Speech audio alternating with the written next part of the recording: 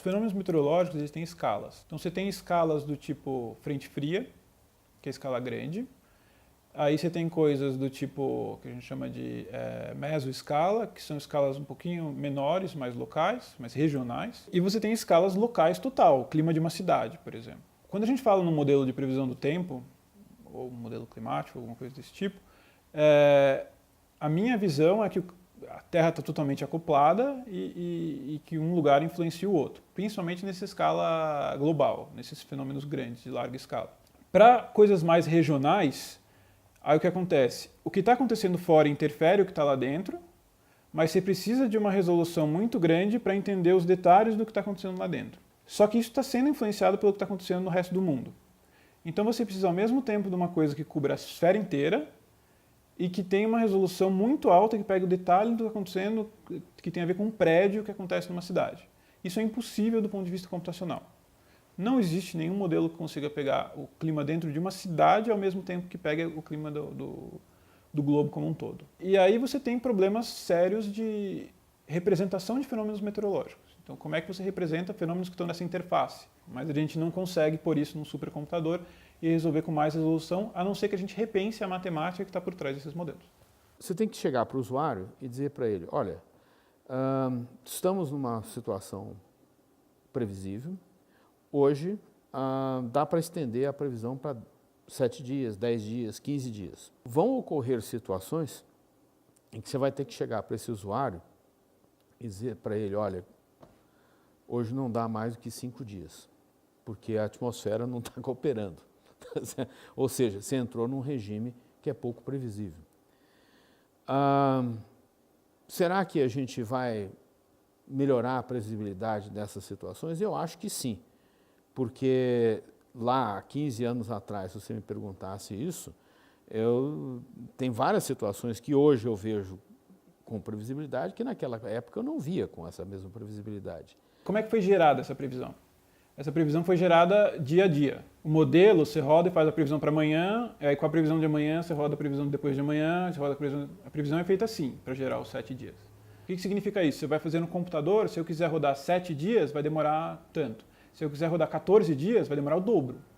Pode mudar algumas forçantes que a gente fala, pode mudar algumas questões físicas, podem incorporar no modelo, mas a dinâmica, que é onde eu trabalho, é basicamente regida pela pressão atmosférica, velocidade dos ventos, temperatura, alguma forma de temperatura e umidade.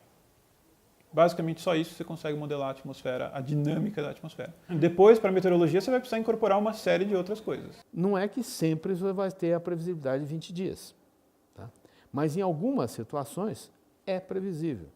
Eu acho que aí o que cabe a nós que estamos envolvidos nesse tipo de pesquisa fazer é o seguinte, é identificar exatamente quais são essas situações em que você tem uma previsibilidade maior. Então, existe uma proposta que a gente não sabe nem se vai funcionar, é uma coisa nova mesmo, que é de tentar fazer isso meio em paralelo. Então, são algoritmos modernos que você vai fazendo a previsão lá do futuro ao mesmo tempo que você está fazendo a previsão hoje, e isso converge em algum sentido.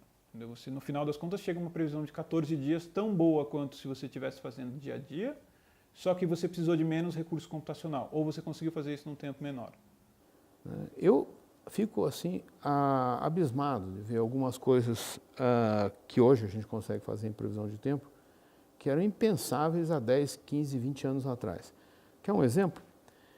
Esse último episódio frio que nós tivemos aqui em São Paulo e que foi extremamente frio na parte oeste do Brasil, entrou ali pela Amazônia, deu origem à friagem, temperaturas da ordem de 10 graus lá no Acre. Me lembro, no final do semestre, né, no finalzinho de junho, estava dando aula de previsão de tempo, de curso de sinótica, e as tantas, olhando para um desses modelos mais complexos, curiosamente, é um modelo brasileiro, do CPTEC, é um modelo acoplado ao oceano-atmosfera. Na última semana de aula, eu bati o olho naquela previsão e chamei a atenção dos alunos. Olha só, esse modelo faz previsão de 30 dias. Né? E ele apontava, lá em torno do dia 20 de julho, uma situação, uma característica desse fenômeno da friagem, tá? Em que você tem assim, uma mudança drástica de temperatura.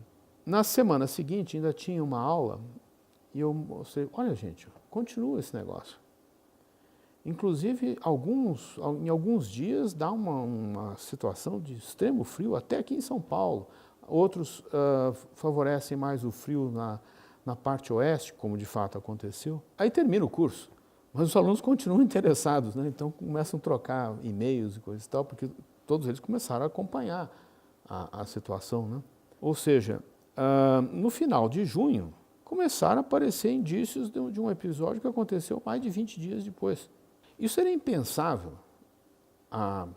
Se você me falasse que há 10, 15 anos atrás, me perguntasse sobre a capacidade de previsão de um fenômeno como esse, eu ia te dizer, uns 5 dias, 7 dias. Tem coisas que são globais, que são internacionais, problemas que todo mundo quer resolver, e tem problemas que são locais.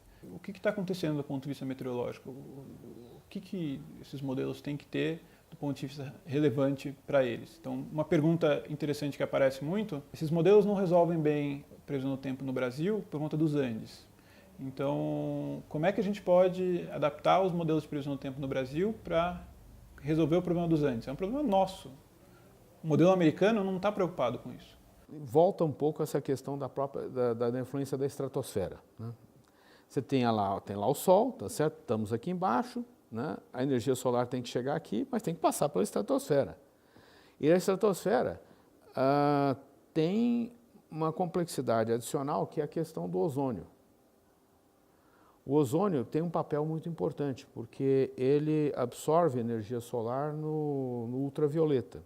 Aliás, estamos aqui embaixo porque tem ozônio lá em cima, né? E evita que o ultravioleta chegue aqui, que a vida, como a gente conhece, não gosta de ultravioleta. Só que nesse processo de tirar o ultravioleta da radiação solar, ocorre um aquecimento lá em cima. Isso absorve energia. E ao aquecer, isso muda a pressão, né? Muda os ventos. Ou seja, o fato de ter ozônio causa um revertério na estrutura da estratosfera, lá a 30 quilômetros de altura, por aí, entre 20 e 40 quilômetros de altura.